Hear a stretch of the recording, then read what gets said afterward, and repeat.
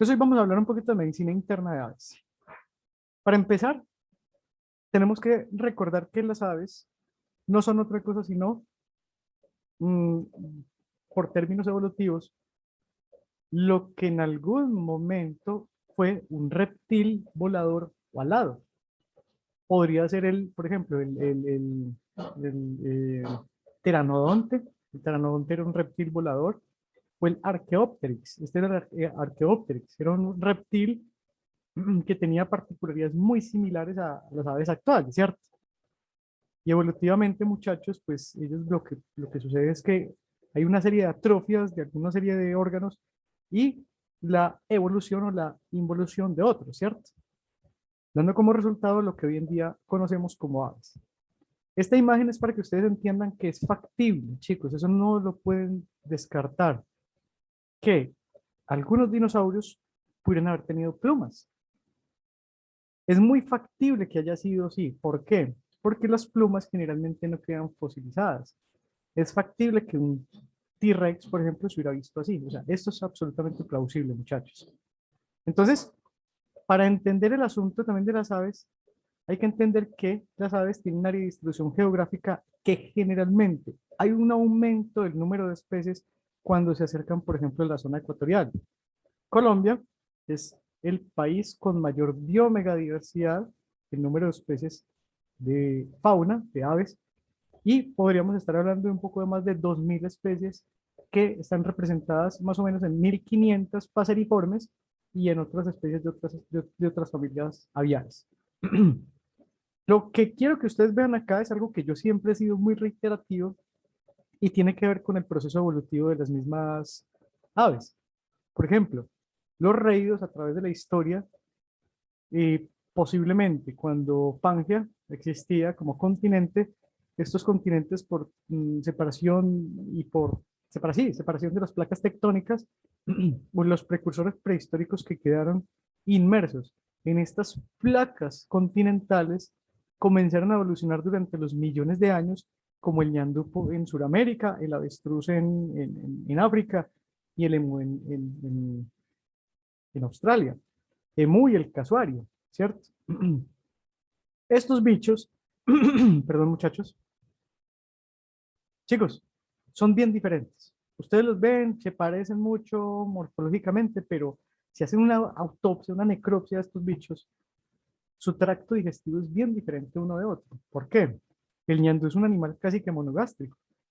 La dieta en zoológico, por ejemplo, es de frutas, de tubérculos.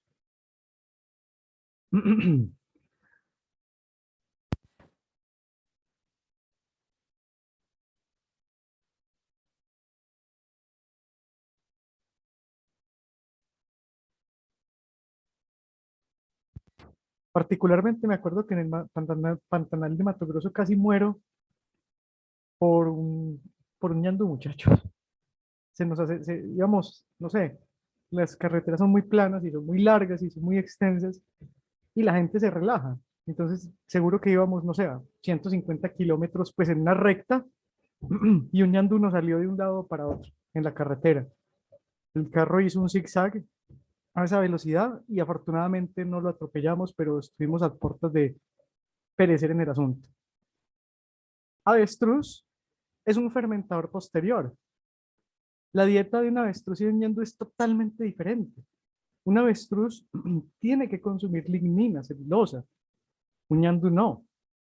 Entonces la dieta, y lo que la gente cree es que a pesar de tener similitud taxonómica, estos dos individuos, la dieta es muy diferente porque las dietas en las aves y en los animales faunísticos en general no dependen de la similitud taxonómica, sino de la morfofisiología de los tractos digestivos, que eso tiene que ver por aspectos exclusivamente evolutivos. Bueno, entonces, ya esto lo habíamos hablado la semana pasada, semana antepasada. Voy a irme muy rápido en este asunto. Vemos que las aves son animales que tienen evolutivamente una serie de estructuras que han hecho de ellas, por ejemplo, como por ejemplo, la presencia de una fosa orbitaria muy grande con unos arcos cigomáticos y temporales muy grandes también, unos globos oculares de gran tamaño. Las aves, su principal órgano de los sentidos es la visión. Ella les permite precisamente esa visión, poder observar, digamos, grandes distancias. Hay aves que pueden ver a kilómetros de distancia, como por ejemplo las aves rapaces. El número de vértebras cervicales no es constante como en los mamíferos, que generalmente los mamíferos tienden a ser un número de 7. No, en las aves depende de la especie y puede oscilar entre los 14, 18, 20 vértebras cervicales, y esa es la explicación lógica del por qué un búho puede dar la vuelta a la cabeza completamente 360 grados, así como si fuera la niña de la película El Exorcista. Es básicamente por la cantidad de vértebras cervicales que tienen en su cuello. Bueno, recuerden que ellas tienen clavícula, esos huesos claviculares, el hueso coracoides, está insertado desde las alitas de las aves, se insertan al hueso esternal. El hueso esternal es el hueso más desarrollado de las aves y básicamente está ligado, o más bien mantiene a la musculatura pectoral en este espacio. La musculatura pectoral también es la musculatura más desarrollada en las aves, que permite que ellas básicamente vuelen, ¿cierto? La respiración de las aves es muy diferente a los mamíferos. Ellos tienen una respiración que básicamente es empujado el aire por una serie de sacos aéreos que se encuentran inmersos en su cavidad celómica. Cavidad celómica se habla de todo el espacio interno, la estructura donde se encuentran inmersos tanto los sacos aéreos como los diversos órganos. Y se habla de celoma o de cavidad celómica es porque como no hay presencia de diafragma, pues básicamente todo es un espacio en donde están inmersos la totalidad de los órganos. Los huesos de las aves, muchos de ellos son neumáticos, por ejemplo el húmero y el fémur, son huesos que no permiten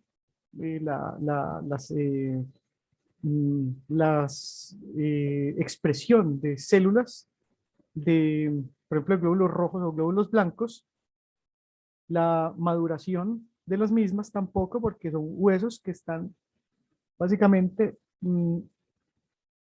ausentes de médula ósea y que tienen en su interior una serie de divertículos que comunican con un sinnúmero de sacos aéreos. Eso tiene, digamos, una implicación médica muy interesante en que muchas de las fracturas que suceden a nivel de húmero y de fémur van acompañadas también de aerosacolitis infecciosa. ¿Por qué? Porque las fracturas, cuando quedan expuestas al ambiente, pueden entrar en contacto, por ejemplo, las partículas ambientales con esos huesos neumáticos y esas bacterias y partículas que hay en el ambiente llegar a los sacos aéreos. Bueno, tenemos que las aves tienen huesos fusionados. La ulna es básicamente, el hueso ulnar eh, es el carpo fusionado con los metacarpos, muchachos, básicamente. ¿Correcto? Eh, Perdón, el cúbito fusionado con los huesos del carpo. Y en el caso de los miembros posteriores tenemos el tibio tarso, que es la tibia, digamos en el caso de los mamíferos, fusionado con los huesos del tarso, es decir, pantorrilla con, mm, ¿cómo se llama esto? Con talón, y tenemos el tarso metatarso, que es básicamente los huesos del tarso fusionados con los huesos del metatarso. Es decir, las aves aquí, básicamente ustedes se dan cuenta que caminan es en los dedos, no caminan en los metatarsos o en los tarsos como por ejemplo nosotros, sino que ellos están caminando directamente es en sus propios deditos.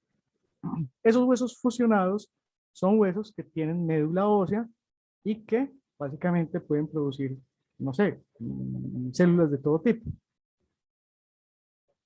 Bueno, las patas de las aves difieren dependiendo también del tipo de, digamos, de familia aviar. Una de las cosas que es muy importante que ustedes sepan es que anatómicamente muchas de las aves tienen las garras, digamos, dispuestas para postrarse sobre perchas, es decir, para dormir o descansar en esta forma. Cuando las aves entran en procesos de tráfico de fauna, generalmente las llevan esas jaulitas pequeñas y no les ponen perchas, no les ponen palitos para que ellas descansen. Ellas descansan en zonas circulares, en troncos. Entonces les toca en jaulas permanecer con las patas estiradas, de pie. Y eso es supremamente incómodo, muchachos. Un ave, por ejemplo, eso puede ser una causa de estrés muy fuerte, porque yo se los pongo así, para mí es una analogía, es como que un ave que duerme con las patas estiradas, con los deditos eso tiene un nombre, sigodactílicos, es decir, dos deditos para adelante y dos para atrás, y si usted los pone a dormir con las paticas estiradas, chicos, es como si uno durmiera sentado todos los días, a toda hora. Eso es muy malo para la salud de los mismos individuos. Así se ven las radiografías normales, ¿sí? Entonces vemos, por ejemplo, acá el hueso esternal, miremos acá cómo se ven los pulmones. Aquí vemos el corazón. Un segundo, yo trato de anotar acá. A ver, una flechita. Aquí tenemos los huesos esternales, ¿sí? El esternón, el hueso esternal. Todo esto que ustedes ven acá, es que esto es una línea. Déjenme yo miro acá. Todo esto que ustedes ven acá es el corazón. No, perdón. Ahí, no, no, no, no, no, no. Ahí cometí un lapsus brutus. Esto que está acá es el corazón.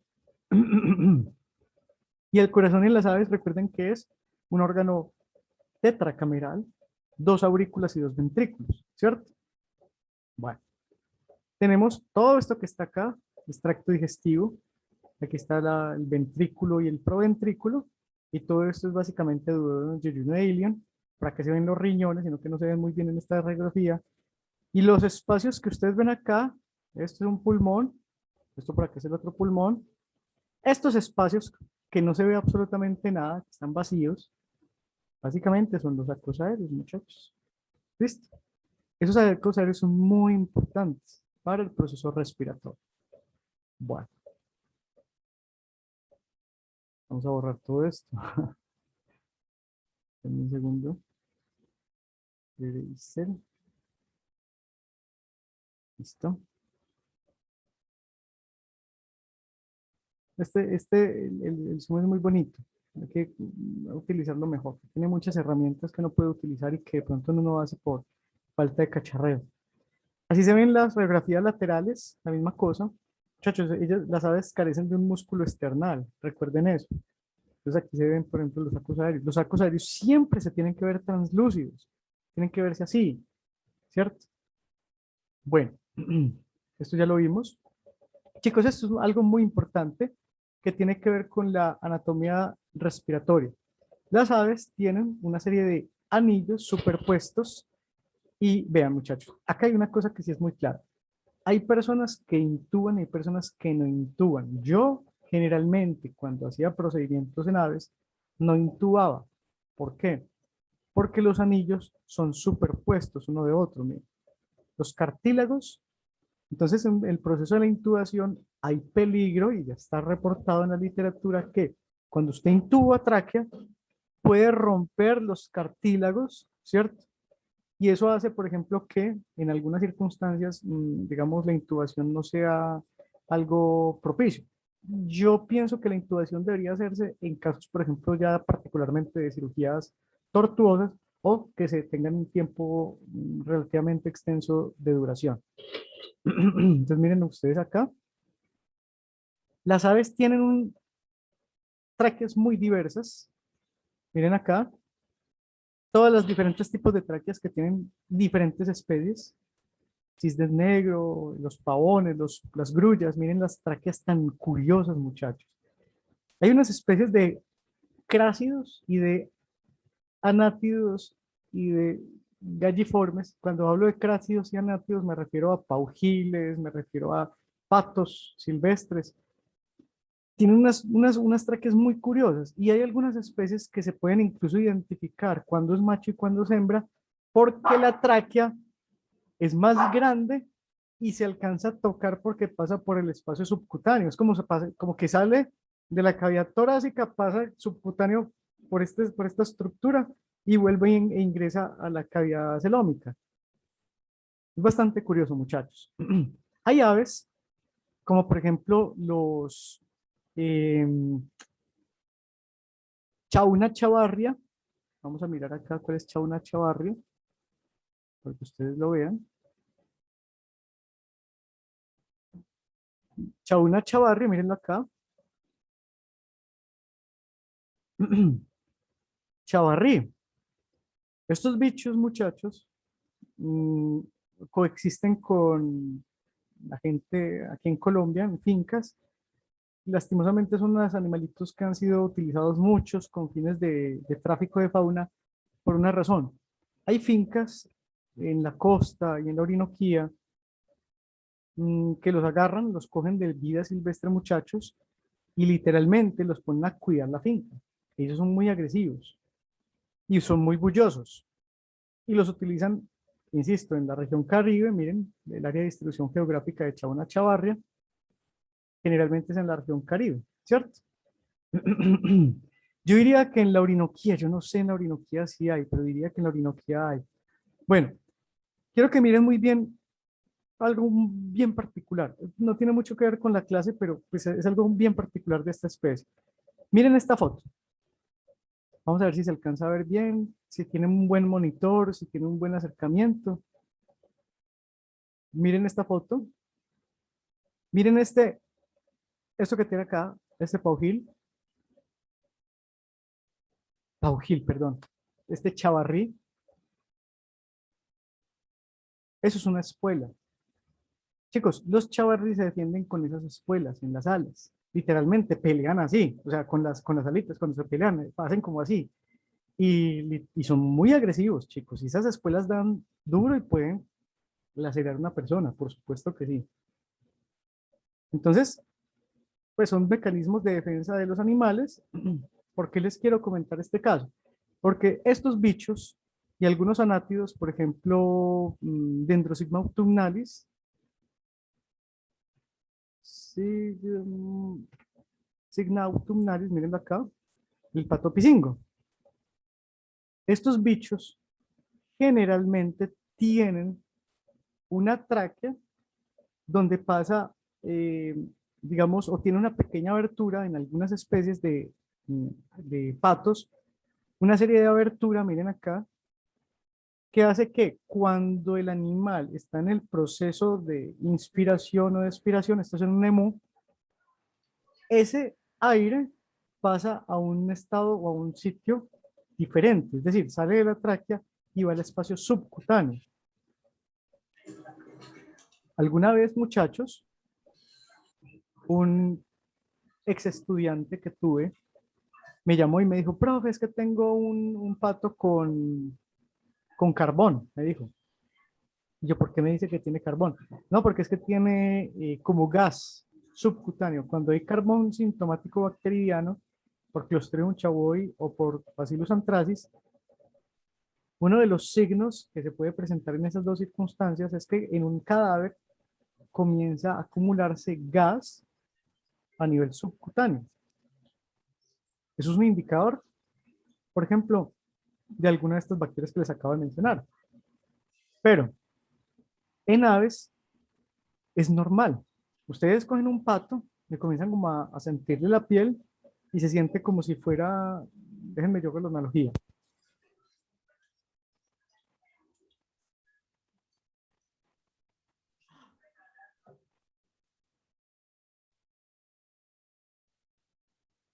Ustedes han visto cuando se compra por ejemplo, un electrodoméstico que vienen como unas cosas que recubre con bolitas, que a la gente le encanta estallar esas bolitas con aire.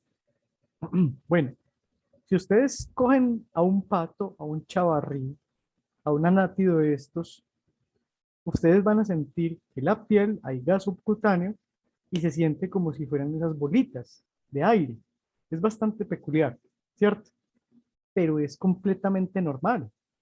Miren, por ejemplo, esta es una tráquea, miren, de un pato pisingo, miren esa bifurcación, o esa bifurcación, no, perdón, esa forma sigmoidea de las tráqueas de algunas aves, ¿cierto? Bueno, Pues miren, en anátidos y en crásidos, son los cracks, los paugiles, llamamos. Bueno, entonces, tenemos muchos sacos aéreos, en promedio 9, básicamente, en la primera inspiración, vamos a mirar, esto es un diagrama muy fácil de entender. Este es por ejemplo, aquí donde dice inspiration, expiration, aquí está la cabeza del ave y por acá atrás está la cola del pollo. Vamos a ver, vean, yo se los dibujo acá para que me entiendan mejor. Discúlpenme el dibujo. Vamos a ver. Acá está el pollo, ¿cierto? Los ojitos del pollo. Listo. Y el pollo está como acostado. Aquí están las alas y aquí está la cola. Listo. Básicamente, este es el diagrama de los sacos aéreos y de los pulmones. ¿Cuáles son los pulmones? Son estos que están acá. ¿Cuáles son los sacos aéreos? Estos son los sacos aéreos anteriores, estos son los sacos aéreos posteriores y estos son los sacos aéreos externales. ¿Listo? Entonces, cuando el ave inspira, por acá, ¿cierto? Aquí están sus orificios nasales, las serinas, va por el aparato respiratorio y a diferencia de los mamíferos, muchachos, la respiración en las aves no es como en los mamíferos donde luego de la primera inspiración, mira, no. Luego de la primera inspiración, no vamos a llevarnos el aire hacia los pulmones como en los mamíferos, sino que el aire va a conducirse, o va a dirigirse más bien, perdón, va a dirigirse hacia los sacos aéreos posteriores, abdominales posteriores, torácicos posteriores y abdominales. Estos son los torácicos posteriores y abdominales, sacos aéreos. Listo. Luego sigue la expiración 1, es decir, si fuera un mamífero, pues en la primera expiración, pues simplemente ya después del proceso de intercambio del velor gaseoso, estamos emanando en nuestra respiración, expulsando, digamos, productos que no necesitamos. Bueno, moléculas que no necesitamos. Entonces, en la primera expiración, el aire que ingresa acá y que sale por acá, todo esto es obviamente un ciclo, o sea, el aire que ingresa va a empujar a este que estaba acá en este primer paso, y este primer paso va a hacer que el aire que ya pasó por los sacos aéreos posteriores lleguen a los pulmones. Aquí es donde se da el intercambio alveolar gaseoso, en la primera expiración. O sea que aquí es donde se da el proceso de respiración verdaderamente hablando. Recuerden que los pulmones pues tienen una función muy importante en las aves, que es el intercambio alveolar gaseoso, pero, muchachos, ojo, ese intercambio alveolar gaseoso es una cosa, otra cosa es la función respiratoria, es decir, de empujar el aire y eso no lo ejercen los pulmones son estructuras muy, digamos, limitadas a esa pequeña caja torácica que tienen las aves, a esas pequeñas costillitas. Entonces son los sacos aéreos los que se encargan, el 90% de la función respiratoria está aportada por los sacos aéreos. De aquí entonces, ya cuando el aire pasa, ya está, aquí hay filtración glomerular e intercambio alveolar gaseoso. Glomerular, no, perdón. Dije un lapsus brutus, perdón, muchachos. Cuando hay intercambio alveolar gaseoso, infiltración glomerular, no. Intercambio alveolar gaseoso, el aire pasa en una segunda inspiración de los pulmones, va a pasar a los sacos aéreos torácicos anteriores y cervicales. ¿Listo? ¿Qué va a pasar entonces en la segunda aspiración? En la segunda aspiración, básicamente el aire sale otra vez por las serinas o las coanas de nuestro animal, de nuestro pollo. Acá. Entonces el aire es expulsado. ¿Listo? Así es que respiran las aves, muchachos. Yo sé que este cuento es bastante inicialmente complejo de entender así, pero pues si quieren una explicación, digamos, un poco más clara, pues espero que con esos dibujitos les haya más o menos explicado el asunto. No es tan difícil cuando se observan estos dibujitos que les acabo de hacer. Pero si alguno de ustedes tiene alguna duda, pues mire, aquí está básicamente la teoría, ¿cierto? Esta es la teoría. Aquí es básicamente la teoría de la función respiratoria en las aves.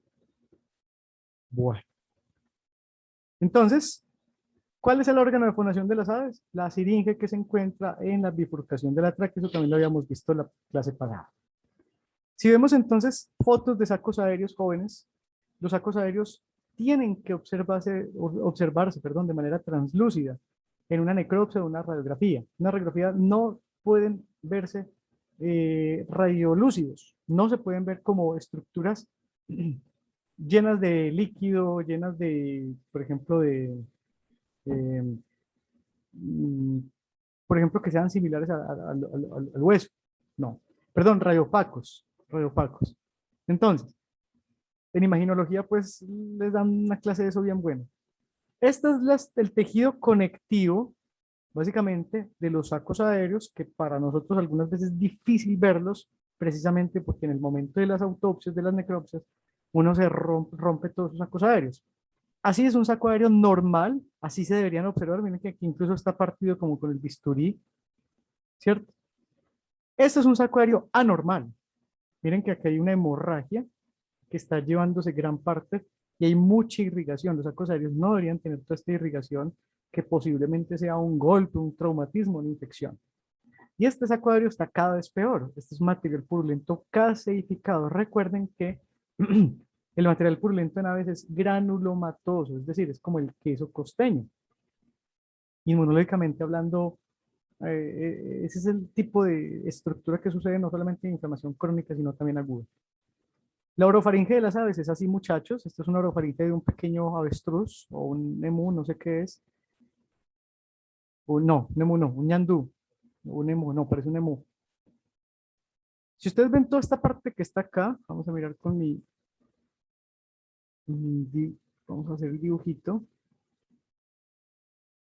A ver, negro. Bueno, esto que está aquí es la glotis. Por aquí entra el aire que el animal básicamente respira o sale el animal que el animal respira, ¿cierto? Bueno, esto que está aquí de color como gris es la lengua, ¿listo? Y todo esto que está aquí atrás, todo esto que está acá atrás, es la orofaringe. Es muy importante revisarle la boca a las aves siempre que llega a clínica consulta, porque en la orofaringe es muy factible en comenzar a encontrar partículas, por ejemplo, de material purulento o de hongos. Es muy común, muchachos. Es una de las principales cosas que uno hace porque es una de las formas de ver si el animal está inmunocomprometido o no. Cuando hay inmunocomprometimiento, uno ve material purulento, por ejemplo, por acá, caseificado, o por aquí arriba. ¿O de qué? Por tricomonas, por cándida, por aspergillus, por clamidia, por una cantidad de microorganismos que pueden afectar esta zona particular. ¿Listo? Bueno. Acá tenemos la siringe, es el órgano de fonación de las aves y es muy importante que ustedes entiendan que los cartílagos, digamos, siringios, perdón, algunos son de gran tamaño en algunas especies. Por ejemplo, los cartílagos de la siringe van acompañados con una serie de musculatura muy desarrollada en los cuervos comunes, en los citácidos, por ejemplo, en los periquitos, en las guacamayas, en las loras. Y ellos son capaces, los cuervos también son capaces, muchachos, para que me entiendan, son capaces de vocalizar eh, una fonación, unos sonidos muy similares a los que un humano puede acostumbrar a un animal. Por ejemplo, un loro que diga quiero cacao, no es que él quiera cacao, no es que él quiera chocolate, ¿cierto? No. Es que el humano le repite una vocalización que las aves, algunas especies, particularmente las loras, los cuervos, los córvidos y las loras son muy inteligentes, muchachos. Tienen dos particularidades. Una, un cerebro de gran tamaño. Otra, un aumento, un mayor número de músculos a nivel de estos cartílagos siringios, lo que los hace repetir vocalizaciones humanas. En la naturaleza ellos no repiten vocalizaciones humanas, sino que repiten vocalizaciones de sus propios congéneres. Fuera de su hábitat natural, momento chicos,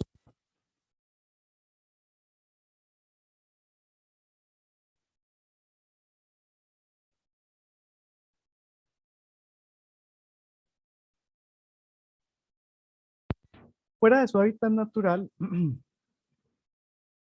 las aves no tienen como, digamos, repetir o aprender vocalizaciones propias. Es uno de los grandes problemas que hay. Es un indicador. Cuando un loro sabe hablar, sabe repetir palabras, chicos, es muy poco factible que ese mismo loro sea rehabilitable. Los loros lastimosamente se rehabilitan muy poquitos, muchachos. Entonces, lastimosamente es peor la cura que la enfermedad. Pues yo de ese caso ya les he hablado bastante.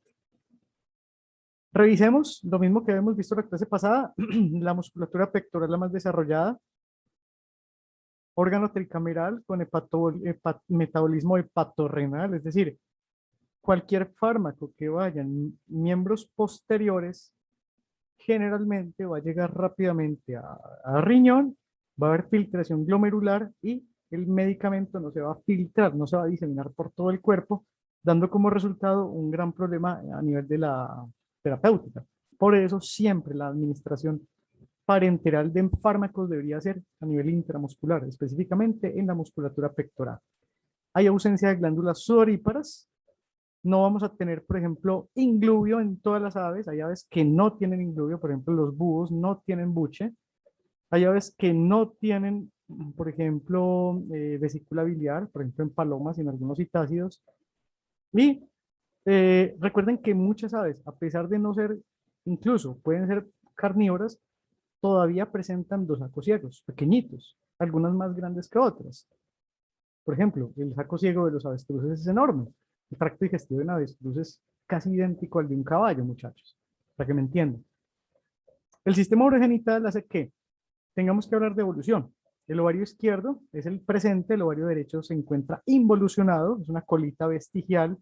Los riñones son multilobulados, la orina que producen los riñones es en forma de ácido úrico, por lo tanto, en cualquier urianálisis no sirve, no se va a ver gran cosa, se ven son puros cristales nada más. Los testículos son internos, el ovario izquierdo también es interno y hay ausencia de glándulas accesorias, es decir, desde los testículos va a un conducto deferente y llega al urodeo, perdón, llega al proctodeo, que es donde se eyacula, digamos, o sale el semen de los machos para fecundar a las hembras. Hay algunas especies que tienen un pene vestigial, muchachos. ¿Cuáles? Por ejemplo, los patos, las avestruces. ¿Quién más? Patos, avestruces, gansos, si no estoy mal, tienen un pene vestigial que no es cavernoso, perdón, que no es esponjoso, pues no es cavernoso, sino cartilaginoso. Entonces, generalmente no es un órgano eréctil, pero en algunas especies puede llegar a ser de gran tamaño, como por ejemplo en los patos, en algunos patos. Es un rudimento de pene en todo caso. La cópula, recuerden que es por contacto cloacal. Bueno, recuerden que en la cabeza las aves tienen, pues, en sus ojos, una membrana, un tercer párpado que se llama la membrana nictitante, que es lo que les permite a las aves protegerse en el momento del vuelo cuando están volando. Es una membrana translúcida. En el caso, por ejemplo, yo tuve un caso de mortandad enorme de pelícanos en Cartagena y se llegó a determinar que era por la sobrepoblación que había, debido a que los pelícanos, cuando están ya viejitos, ellos ven movimientos y se tiran pensando que es un pez, pero cuando están muy viejitos, esa membrana nictitante es muy opaca, está llena de heridas, de lesiones, esos tejidos, esas cicatrices que se van formando por, digamos, cazar así en picada al mar, hacen que se queden ciegos. Llega un punto en el que ya no alcanzan a ver y cualquier movimiento que vean, que piensen ellos que es un pez, se tiran y algunas veces se tiran contra las piedras, por ejemplo. El pescador tradicional dice, es que el pelícano se suicida cuando está viejo, pero en realidad no es eso, muchachos, es básicamente algo que incluso tiende a ser natural, ¿cierto? La misma incapacidad de un individuo, digamos, de cazar por sus propias condiciones. Termina siendo presa de un depredador. Recuerden que las aves carecen de, no carecen, tienen membrana, perdón, tienen quiasma óptico, pero carecen de un entrecruzamiento del quiasma óptico. O sea que los ojos son independientes. El reflejo fotomotor directo es un reflejo que se utiliza habitualmente para diagnóstico veterinario, pero el reflejo fotomotor indirecto no, muchachos. No se utiliza para nada, no sirve. Porque si los ojos son independientes, pues que si usted le pone un foco de luz en un ojo, el otro ojo no va a ver, por ejemplo, midriasis o miosis, eh, dado el caso de un estímulo con un foco lumínico a nivel de la pupila. El reflejo fotomotor directo es útil, el indirecto no es útil, ¿cierto? También llamado, para que lo busquen en internet, consensual directo o consensual indirecto. Bueno, ¿qué se ve en el examen clínico? Chicos, yo aprendí esto hace 15 años.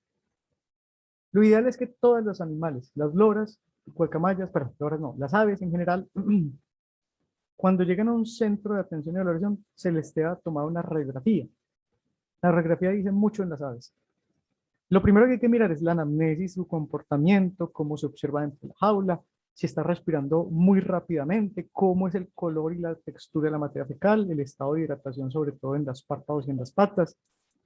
Generalmente, si tiene enfermedad respiratoria, se ve. La blefaritis bilateral simétrica es uno de los indicadores de esa situación. Eh, Se debe manipular solo una vez cuando ingresan las aves y en esa manipulación se tiene que intentar hacer absolutamente todo. Y debe obstruirse completamente la visibilidad porque hay especies que se estresan tanto, muchachos, y me ha pasado dos veces en la vida me pasó, que cuando yo manipulaba pajaritos, por ejemplo, sin taparles los ojos o mientras cojo algo para taparles los ojos, el pajarito siente que uno es un depredador. Esa liberación exacerbada de catecolaminas endógenas, muchachos, termina matando un pajarito de un paro cardíaco. A mí se me han muerto dos pajaritos. En 20 años se me murieron dos pajaritos así. Los manipulaba, eran pajaritos de pronto que venían con algún problema, algún tipo de comorbilidad.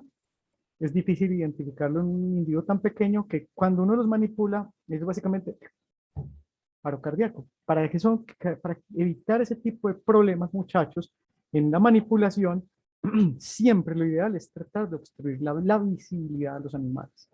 Muchachos, miren, yo no sé si me lo van a creer, voy a buscar un video, pero en Pereira, por ejemplo, nosotros hacíamos manejo de cebras o manejo de rinocerontes con polisombra. No teníamos que anestesiarlo. Muchas veces lo que hacíamos era comprar una polisombra muy grande, un rollo de 50 metros, entre muchos operarios cogíamos la polisombra y comenzábamos a darle la vuelta a un animal. Un animal, si ve una malla, como ve hacia el otro lado de la malla, el animal se tira contra la malla. La primera causa de muerte en cebras en Colombia y en zoológicos, diría yo, es básicamente que las cebras son animales que se estresan mucho, sobre todo cuando hay truenos, cuando hay pólvora, se tiran contra las mallas y se matan. Eh, Pero si usted maneja polisombra, por ejemplo, es que la polisombra usted no la puede manejar en un zoológico porque la gente va a ver al animal. Usted no le puede poner una polisombra a un animal encerrado, ¿cierto? Una polisombra, a pesar que una persona, cualquier persona, puede correr y pasar esa polisombra porque eso es una tela y un tipo ahí al lado cogiendo eso, un animal no ve lo que está al otro lado de la polisombra y aunque ustedes no lo crean, muchachos, una cebra, un rinoceronte no se tira contra la polisombra. Ellos comienzan como a dar vueltas. Es muy estresante para uno porque obviamente un golpe de una cebra es una cosa tremenda, pero se pueden trasladar los animales de esa forma, muchachos, claro que sí. El examen clínico requiere tomar la decisión si vamos a hacer restricción física o química, es decir, si vamos a solo manipular o si se necesita anestesia para todo lo que se le vaya a hacer. Y en ese primer examen clínico, obviamente hay que tomar muestras para laboratorio. Bueno, entonces lo primero que hay que mirar es esto. ¿Qué tiene este animal, muchachos? ¿Qué creen ustedes? A ver, ¿quién me dice?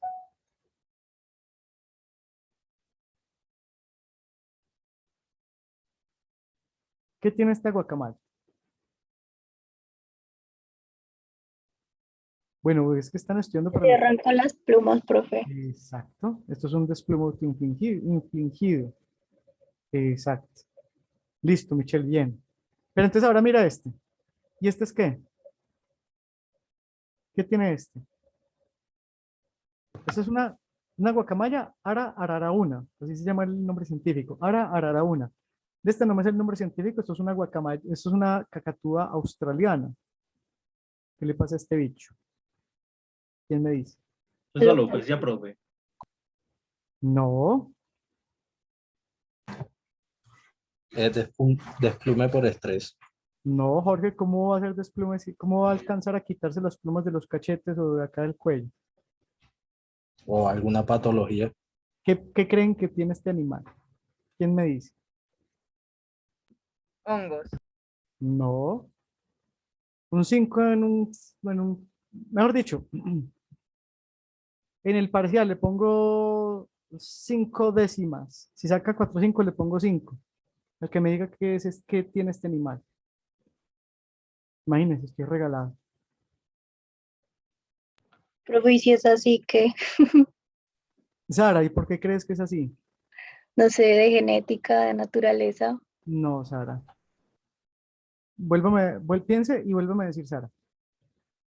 ¿Por qué cree pues que es? que, porque es así, mm, o sea, que sea así sin plumas desde chiquito.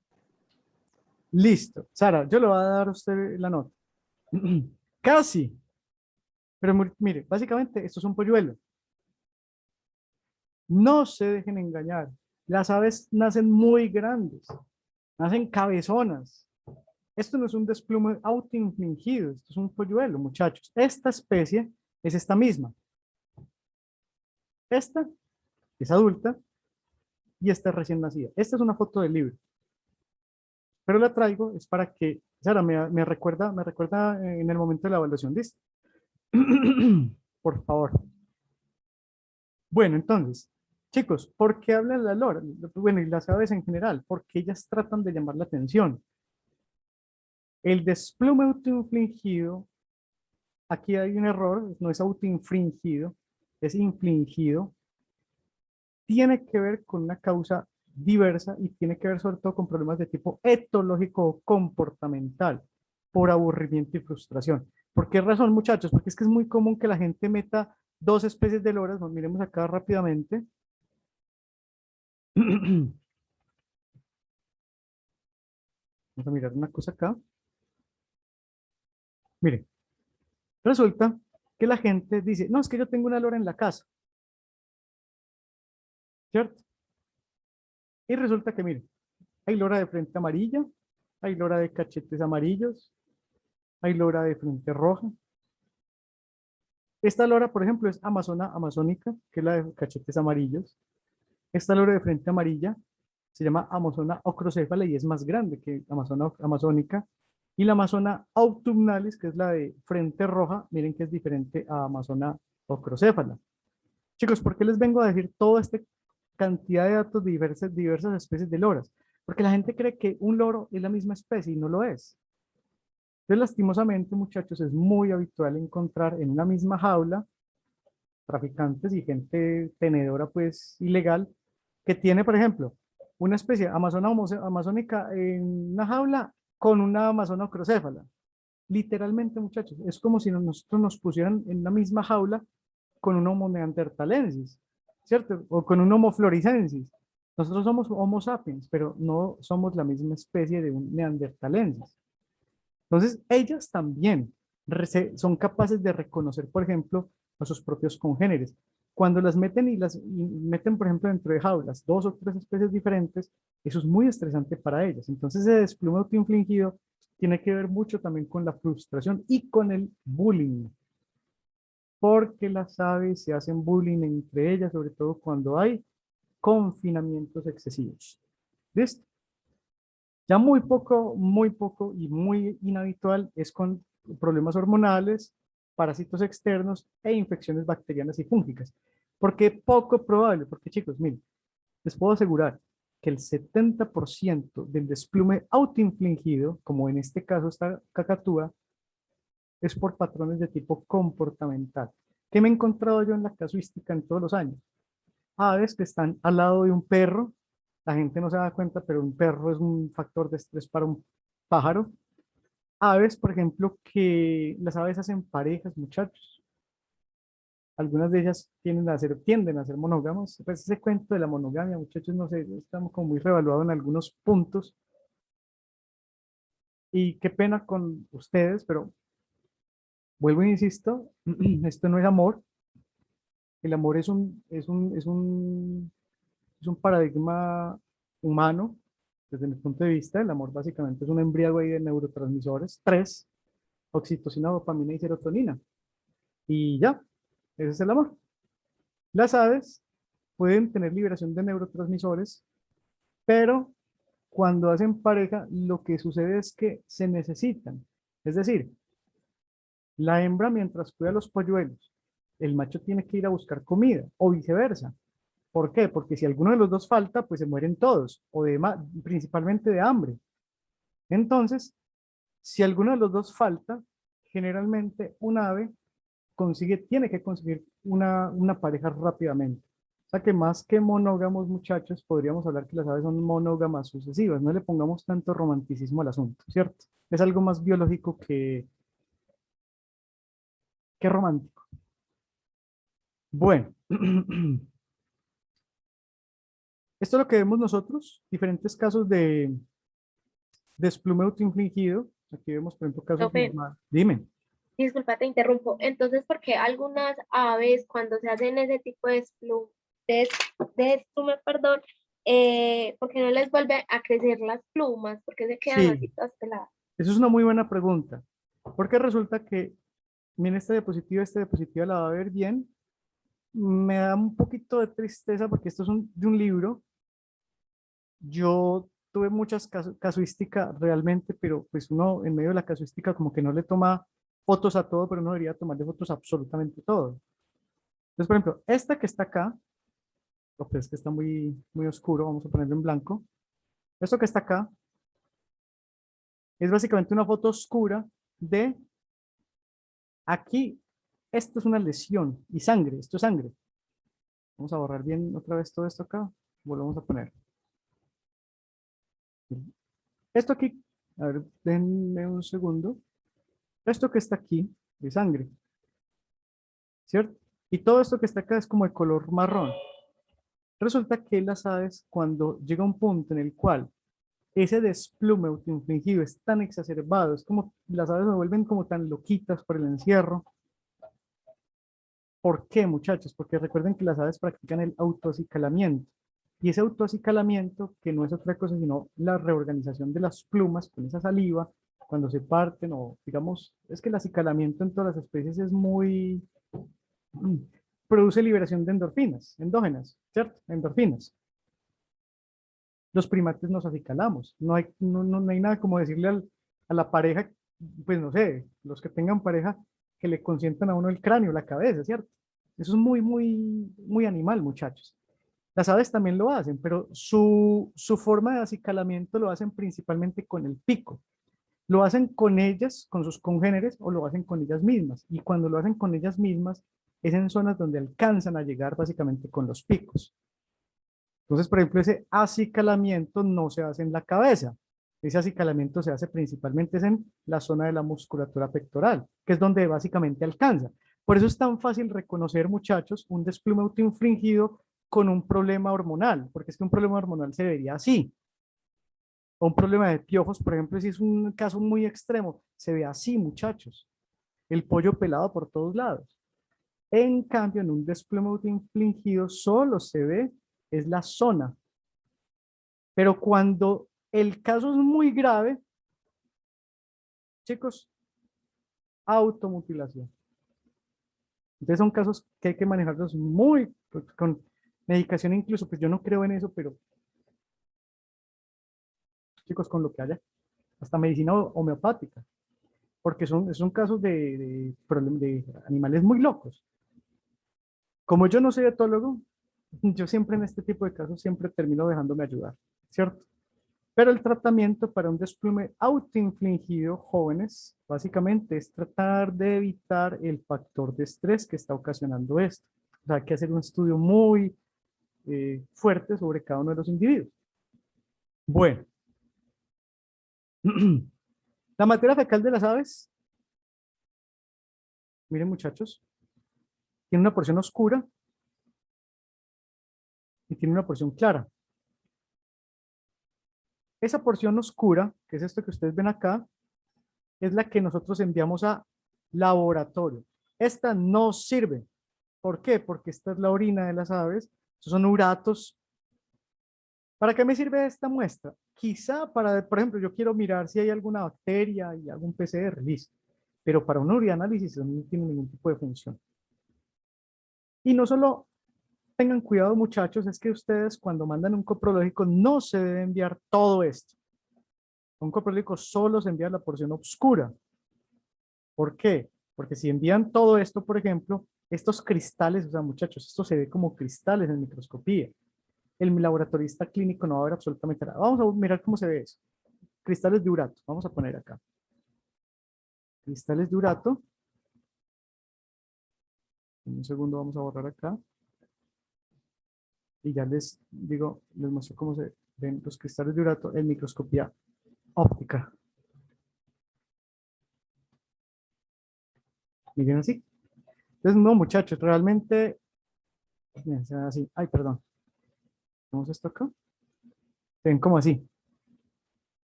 Son cristales. Entonces, lastimosamente, por ejemplo, en coprolítico, estos cristales no dejan ver bien algunas partículas del coprológico, que realmente sí son importantes. Por ejemplo, la presencia o ausencia de parásitos. Bueno, chicos, la laparoscopía se aplica, sí, para muchas cosas. Se aplica, por ejemplo, para sexaje. ¿Cómo se sexan las aves? Hay aves que no tienen dimorfismo sexual. Como, por ejemplo, las guacamayas, ¿sí? No tienen dimorfismo sexual. Aquí puede haber un macho, una hembra, o pueden haber dos machos. Una hembra, pueden ser tres hembras o pueden ser tres machos. Chicos, las aves pueden hacer parejas entre individuos del mismo sexo. Sí.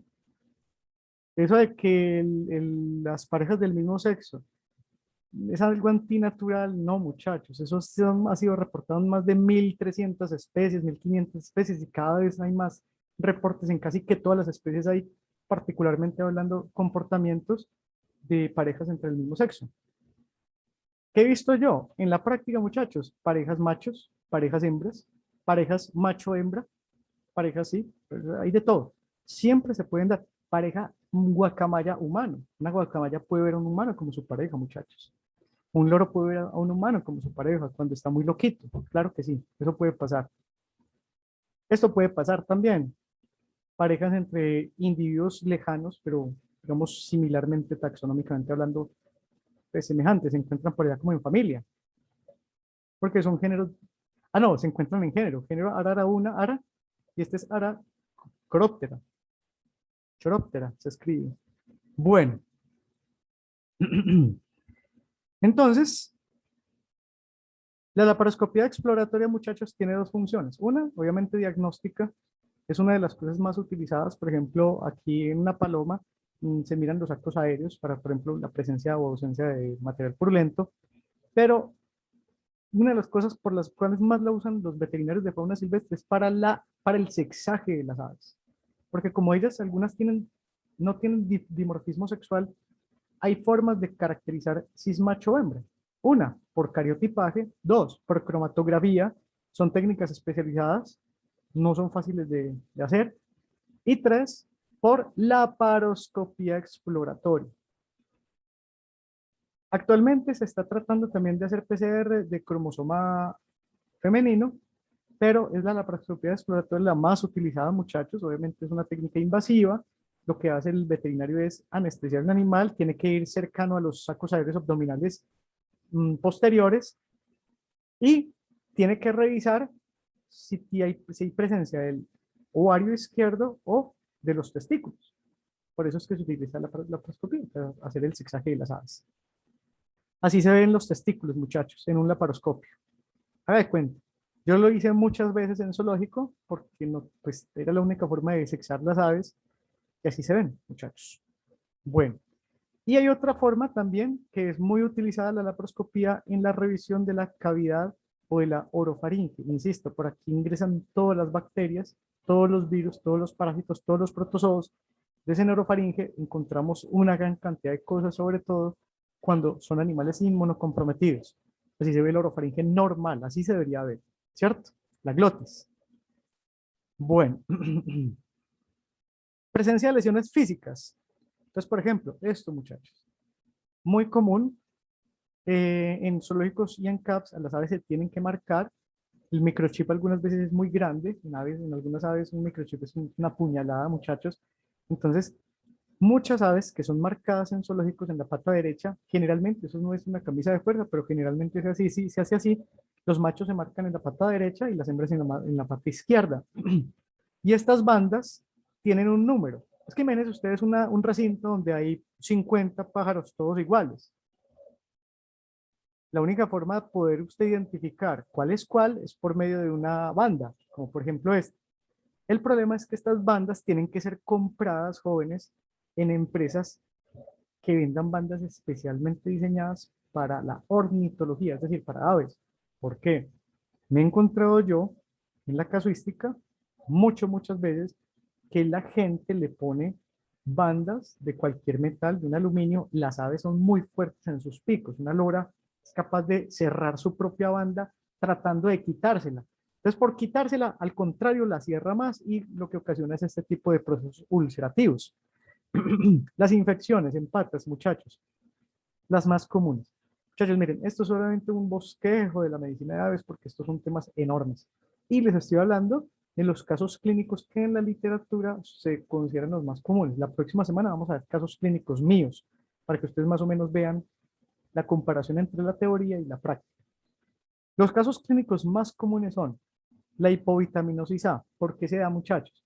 En aves, esta hiperkeratosis tiende a confundirse mucho con las infecciones, por ejemplo, viruela o con el smallpox virus, sí, viruela, y con papilomatosis aviar, que le dicen en el campo, le dicen pepita o algo así. Bueno, pues resulta que la hipovitaminosis da en pájaros que requieren en sus dietas, pues, frutas.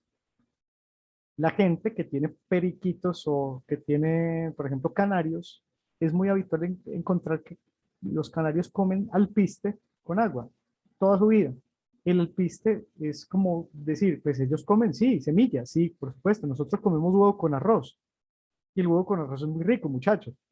Pero qué pereza comer huevo con arroz al almuerzo, al desayuno, a la comida, al almuerzo, al desayuno, a la comida y así durante toda la vida. Ese es el problema. Esas monodietas, a través del tiempo, comienzan a tener problemas. En este caso, por ejemplo, de hipovitaminosis A. Entonces es muy común, por ejemplo, la hiperkeratosis. Estos son problemas ya irreversibles. Toca es controlarlos con dietas óptimas o adecuadas. El bumblefoot o la pododermatitis infecciosa es una de las entidades más comunes en aves y también da por malas perchas. Me explico. Acá tenemos, por ejemplo, vamos a mirar acá, es un cable. Por ejemplo, esto es un palito donde las aves se postran. Entonces las aves ponen las paticas acá y muchas veces cuando las perchas son muy delgadas, y me ha pasado, por ejemplo, en traficantes de fauna, cuando hacen grandes decomisos, que en vez de ponerle palos, les ponen es como un metal, una varilla. Entonces las aves lo que hacen es tratar de postrarse sobre esas varillas muy mal y con sus propias uñas comienzan a generar una serie de lesión circunscrita ulcerativa en toda la mitad, así.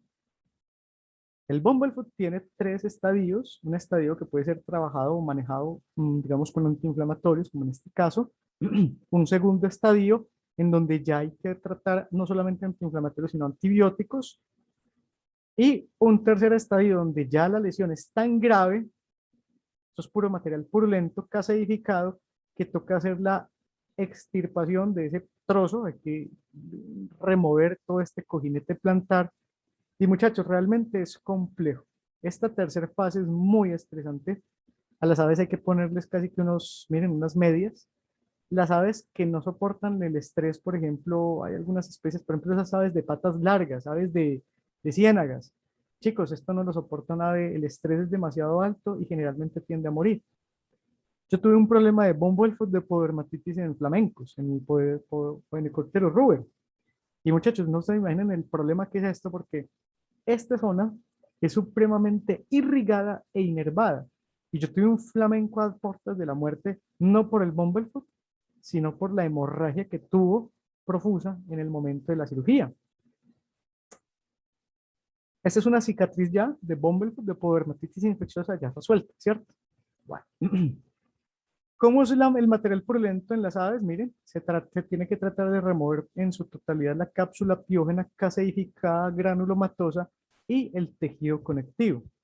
Insisto, es diferente en el caso del material purulento de mamíferos. La blefaritis bilateral simétrica es el principal indicador de enfermedad respiratoria. Entonces ustedes ven, por ejemplo, aves acá. Este es un casos de loras de Bogotá, decomisadas, casi que todas con clamidia. Casi no, todas con clamidia y con estados muy avanzados donde las tetraciclinas prácticamente ya no pueden hacer ningún tipo de efecto y todos estos bichos que están acá murieron, todos, en su totalidad, lastimosamente. Lo que se alcanza a ver es que la blefaritis, es decir, este aumento o esta inflamación en los párpados no es un indicador en las aves en muchas circunstancias de, por ejemplo, conjuntivitis. Tengan mucho cuidado con eso. Si ustedes ven un ave con los párpados inflamados, como segunda medida piensan en conjuntivitis.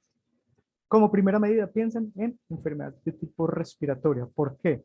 Porque en el pico hay una cantidad de cornetes etmoidales y acá todo esto está lleno de senos paranasales que cuando hay infección, por ejemplo, en el caso de Clamidófila citasi, de vías aéreas superiores, se llena de material purulento y eso hace que también los párpados que están comunicados con estos sacos, con estos senos paranasales, por medio de divertículos muy pequeñitos, se inflamen de esta forma. Eso es lo que sucede. Bueno, jóvenes, miren, cuando se mandan coprológicos, las aves generalmente deberían tener cargas bacterianas, medianamente hablando, digamos, considerables. 2 cruces, puede ser una carga normal. Pero, cuando no le sale bacteria y cuando le salen conidias o levaduras, ¿cierto? Hay ya un indicador que hay hongos que están compitiendo por un espacio sobre bacterias en ese tracto digestivo. Y generalmente eso está dado por procesos de inmunocompromiso. Este es un caso real, que creo que ya les he mostrado a ustedes en microbiología en el pasado. Esto es una aguilarpía, el pico de una aguilarpía.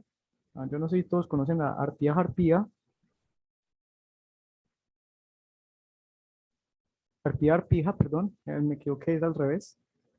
Es enorme. Es el ave rapaz más grande que existe, muchachos. Miren, es imponente. Es bellísima. Es un animal que está muy, muy cercano a la extinción, lastimosamente. Y cuando me llegó a mí este individuo, aquí está la boca nada más, qué pena pues haberles mostrado solamente esa parte del... Bueno, porque no me estaba compartiendo la imagen, un momento chicos. ¿Listo? Esta era la boca del águila arpía. Miren aquí la glotis. Aquí está la glotis, vamos a dibujar la glotis, está el glotis. Esta es la lengua. Y todo esto que está acá del orofaringe. ¿Qué pasa? Miren lo que estamos viendo acá. Esto que está aquí es completamente anormal. Una placa blanquecina, aquí hay hemorragia, todavía hay placas blanquecinas, caseificada y estaba completamente ligada a la mucosa bucal, la mucosa de la orofaringe, y por acá había más. Pues muchachos, realmente, yo sinceramente no supe qué era eso. Yo mandé pruebas al laboratorio, me enviaron que esto era Aspergillus flavus, es decir, un hongo, ¿cierto? Aspergillus flavus. Entonces comienzo yo con fluconazol tremendo, unas dosis altísimas, y este animal no me comía. Se murió. Cuando le iba a hacer necropsia, me llamaron de Manizales. Ya la gente sabía, estos son casos muy sonados, muchachos. Son especies muy, muy carismáticas. Me llamaron de Manizales del Museo de Historia Natural y me dijeron que sí podía dejar el animal individuo quieto, o sea, no le hiciera necropsia, porque ellos hacen taxidermia y utilizan algunos tejidos para guardar material genético en DNA conservado para que, no sé, en 100 años, cuando la clonación sea un proceso, digamos, de garaje, pues se puede hacer, ¿cierto? ¿Qué pasa, muchachos? Que me llamaron y me dijeron, Santiago, esa ave que usted nos envió estaba llena de perdigones. Y este es uno de los casos clínicos en los cuales yo me arrepiento toda la vida de no haber hecho las cosas de manera correcta. Por ejemplo, si yo hubiera tomado una radiografía, pues los perdigones se ven muy claramente en una radiografía. Se ven como más, incluso más brillantes que los mismos huesos. Tenía muchos perdigones y esto que ustedes ven aquí no es otra cosa sino, pues, perdigones de plomo. Hay un problema, chicos, con los perdigones de plomo, es que un perdigón de plomo, por ejemplo, que puede estar acá, puede intoxicar, aquí encapsulado, puede intoxicar por plomo a un animal. Eso ya está reportado también. Chicos, el animal muere, el animal nunca me quiso comer en los 15 días que estuve en el centro de valoración de fauna. El animal recibía alimentación forzada, yo le alimentaba con sonda, pero no fue capaz de resistir y efectivamente estaba tan inmunocomprometido por los perdigones que lo que sucedió fue que el cuerpo, tratando de eliminar el perdigón, encapsula el perdigón en este material purulento, ese disparo, y esto básicamente es una infección secundaria a un problema primario. O sea, el problema primario es los disparos. Lo otro es una infección ahí que surge de una cantidad de vainas por culpa del disparo. Este caso, pues es un caso muy triste, pero me llamó mucho la atención y este es el caso que yo les digo que después de este caso jamás, nunca más, en ningún caso clínico yo siempre intentaba, siempre en la anamnesis, tomarle una radiografía a un animal, a un ave, siempre, precisamente por este caso. Chicos, ingluitis es un típico caso de consumo, por ejemplo, de alimento en estado de sobrefermentación o de intoxicación, ¿cierto? Esto puede ser, por ejemplo, intoxicación por plomo, un problema a nivel de nervioso, ¿cierto? Bueno, pero la ingluitis es muy común cuando hay ingesta de alimentos que se encuentran, por ejemplo, sobrefermentados en palomas, es muy común y se ve así. Si a un animal uno no le hace una ingluestomía, que es hacer un corte básicamente por esta zona, se extrae todo el material, todo ese contenido fermentado y vuelve y se cierra, acá en este espacio, eso es básicamente lo que se hace, ¿cierto? La ingluestomía. Me tocó hacer varias veces esa práctica en palomas. Es muy común las palomas comen mucha porquería en la calle, jóvenes, y les dan maíz, y ese maíz se sobrefermenta en este espacio. Es muy común. Bueno, vamos a mirar por acá, borremos acá, listo. Miren acá, este es el caso, este es de un caso de libro, para que ustedes me entiendan. Cuando hay intoxicación por plomo, por ejemplo, si este animal tuviera un perdigón, una de las cosas que va a suceder es que el plomo es neurotóxico. Y al ser neurotóxico puede producir cualquier tipo de alteraciones a nivel del sistema nervioso periférico central. Este caso es un caso típico de impactación o de ingluitis por parálisis por intoxicación por plomo. ¿Cómo se diagnostica eso, muchachos? Con radiografía, mírenlo. Aquí está el perdigón, el disparo, pues mírenlo, ahí se ve claramente, veanlo acá, ¿cierto? Vamos a ponerle otro color, aquí está. Ahí está el perdigón. Entonces, ese tipo de cosas, muchachos, pues hay que entenderlas como efectos antrópicos sobre los ecosistemas faunísticos, ¿cierto? Bueno, chicos, miren este. Este es un caso real, esto es una foto mía. Pues les cuento que yo no es que sea tan mal veterinario, perdón muchachos, pero es que este bicho y este bicho están en el cielo de los periquitos. ¿Por qué se me murieron los tres pericos, muchachos? ¿Por qué creen? Pues eso no es un perico, ¿qué ave es esa? ¿Quién me dice qué especie es esa? Miren que esto fue un decomiso de unos periquitos en la región de Córdoba y estaban de color amarillo, ¿cierto?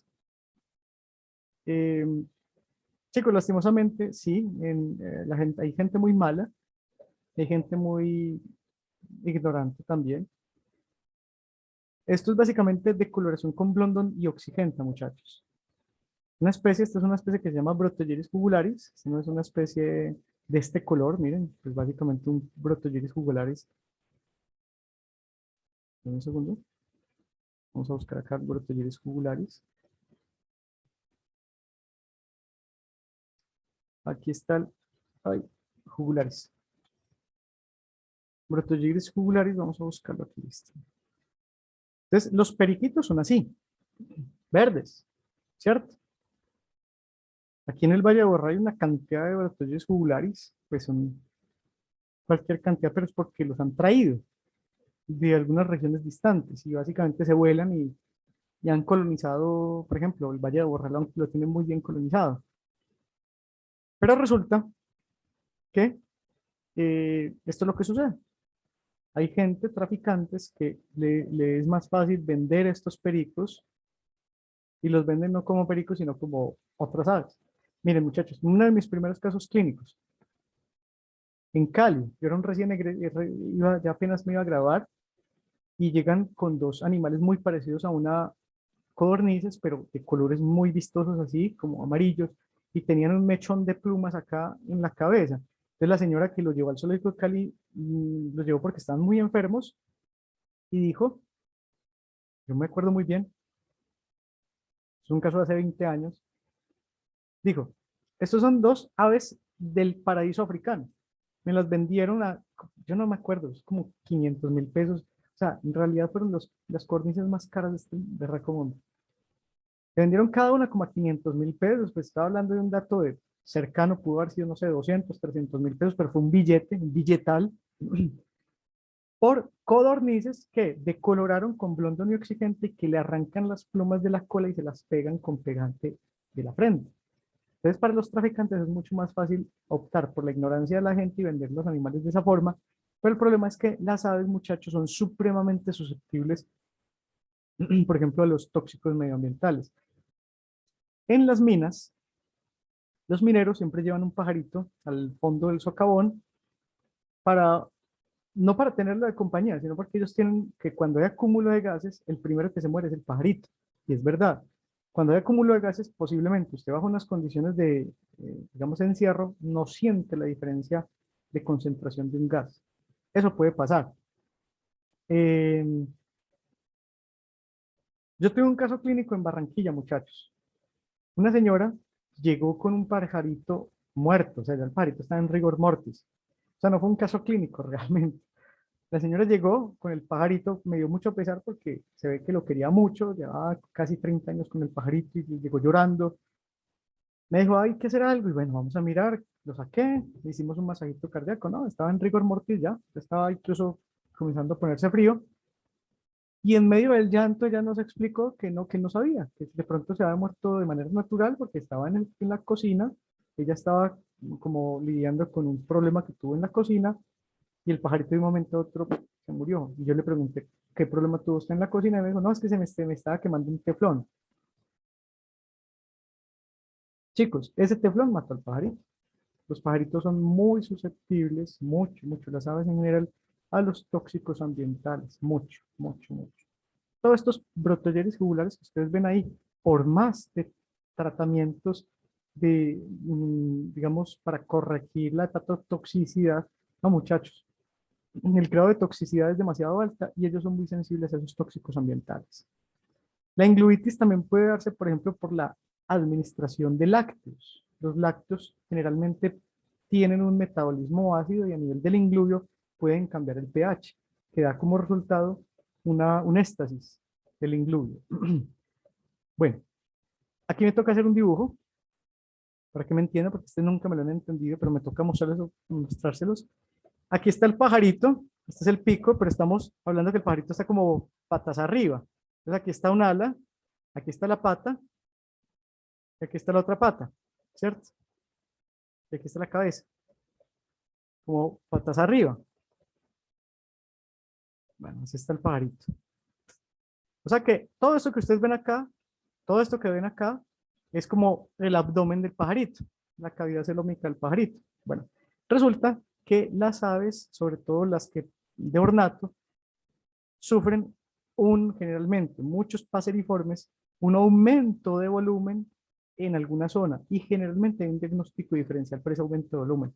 La retención de huevo es muy común en hembras neonatas no, perdón, en hembras primerizas, los lipomas, que son muy frecuentemente encontrados, y las hernias de cavidad celómica. Muchas veces cuando hay ruptura de fibras musculares a este nivel, los órganos se desplazan a nivel subcutáneo y forman esa estructura como de tipo circunscrita, ¿cierto?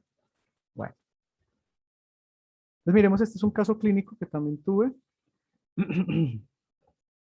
Pero miren que aquí la diferencia es que esa tumefacción no sale en la parte del frente, sino que sale en la parte de atrás de la cloaca. O sea, esto es como la espalda del pájaro. Muchachos, esto no es retención de huevo, esto no es hernia, por aquí no hay músculos, o sea, sí hay músculos, perdón, pero los órganos están básicamente por el otro lado. Aquí pues está huesos de la pelvis. Esto es un lipoma, muchachos. Luego de la cirugía del lipoma, pues qué pena la foto, son fotos muy viejitas, insisto, son casos clínicos, algunos viejitos, pero esto se encuentra todos los días, a toda hora en los CAPS. Esto es lo que nosotros encontramos, un lipoma. A ver si por acá está. Esto es otro lipoma, miren.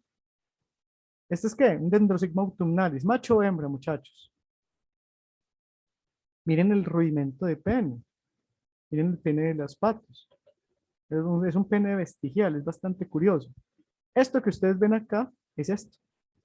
Tumores benignos que son muy comúnmente encontrados en estos individuos. ¿Listo? Bueno. Chicos, ¿qué es esto que ven acá? ¿Esto es macho o esto es una hembra? ¿Quién me dice? ¿Macho o hembra? Esto. Macho. Macho. Macho. No, es una hembra. Esto es un prolapso uterino. Este es el útero completamente prolapsado, una hembra primeriza. Puso un huevito y se le salió el útero. ¿Cómo se llaman? Prolapsos generalmente se tienen que manejar con soluciones hiperosmóticas para que los líquidos que están en esa inflamación salgan, es decir, usted no poner directamente azúcar. Hay veterinarios que ponen directamente azúcar y entonces los líquidos salen por gradientes de concentración. El problema es que el azúcar son cristales y pueden rayar la mucosa de ese útero. Entonces lo que yo siempre utilizo en casos de estos es soluciones hiperosmóticas acá de agua con azúcar, puede ser por ejemplo 500 gramos de azúcar en un litro de agua, frío, porque el frío produce vasoconstricción, muchachos, pero el frío no debería ser puesto, digamos, mucho tiempo porque puede producir necrosis. Entonces, generalmente se utilizan, por ejemplo, unos 5 segundos, se dejan unos otros 5, 6, 8 segundos de, digamos, retirado el hielo, no es hielo directo, sino hielo envuelto como en un pañuelito, y así durante 2 horas. Este tipo de procesos tienen resolución, son muy dramáticos, pero en cuestión de 3 horas, de la forma en que se los estoy comentando, muchachos, puede ser resuelto. Sí, el útero no se devuelve bien, o se devuelve y recidiva, es decir, al otro día vuelve y sale, toca hacer el mismo procedimiento, pero hay que hacer un puntico en la comisura de la cloaca y otro puntico en la otra comisura de la cloaca para observar un poquito de obstruir la cloaca y evitar precisamente que se vuelva a salir. Y utilizar, muchachos, esto es una inflamación, hay que utilizar antiinflamatorios. En las aves se pueden utilizar muchos productos sin ningún tipo de problemas. ¿Qué productos no se deberían utilizar en aves, muchachos? Hay algunos productos, por ejemplo, anestesia local, no se debería utilizar en aves. La anestesia local, por ejemplo, no tiene un efecto deseable. Puede irse rápidamente aumentando las concentraciones a nivel de circulación y puede producir arritmias cardíacas. Esos son casos míos, chicos, de, por ejemplo, fracturas de aves muy chiquiticas. Estamos hablando de aves de 100 gramos, 150 gramos. Lo que quiero mostrarles a ustedes con esto es que en la medicina de fauna, uno tiene que ser muy muy creativo. Entonces, por ejemplo, tenía un periquito que se estrelló contra un vidrio, contra un ventanal. Ese periquito estaba por ahí tirado, pero estaba bien, estaba fuerte. Tenía fractura en tibio tarso y en carpo cubital, ¿cierto? Como no hay clavos intramedulares de ese tamaño, muchachos, esto que ustedes ven acá son agujas de calibre 16, que yo mismo desinfecté, esterilicé, pasé por autoclave y utilicé como clavitos intramedulares. Este caso es un caso muy bonito porque el caso salió adelante. Básicamente aquí hubo consolidación, aquí hubo consolidación y aquí hubo consolidación. Funcionalmente, no, el animal no volvió a volar, pero el animal, digamos que quedó vivo. Funcionalmente fue un animal que le tocó quedarse dentro de la colección zoológica, no se pudo liberar precisamente por las fracturas. Recuerden que solamente el 5% de las aves que se fractura un hueso neumático puede volver a volar. ¿Por qué? Porque esos huesos neumáticos hacen que el ave quede más pesada de un lado que del otro y hace que, evidentemente, eso sea ya un indicador de imposibilidad de vuelo. Una ave rapaz que no sea capaz de volar, muchachos, ¿qué futuro le depara? A nivel silvestre, ¿no? Básicamente, una ave que no sea capaz de volar, el único futuro que le depara a nivel silvestre es ser presa de otro depredador. Entonces, estas aves lo único que le depara es, en muchas circunstancias, es el confinamiento definitivo. Chicos, como estamos cortos de tiempo, la próxima semana vamos a ver entonces la parte toma de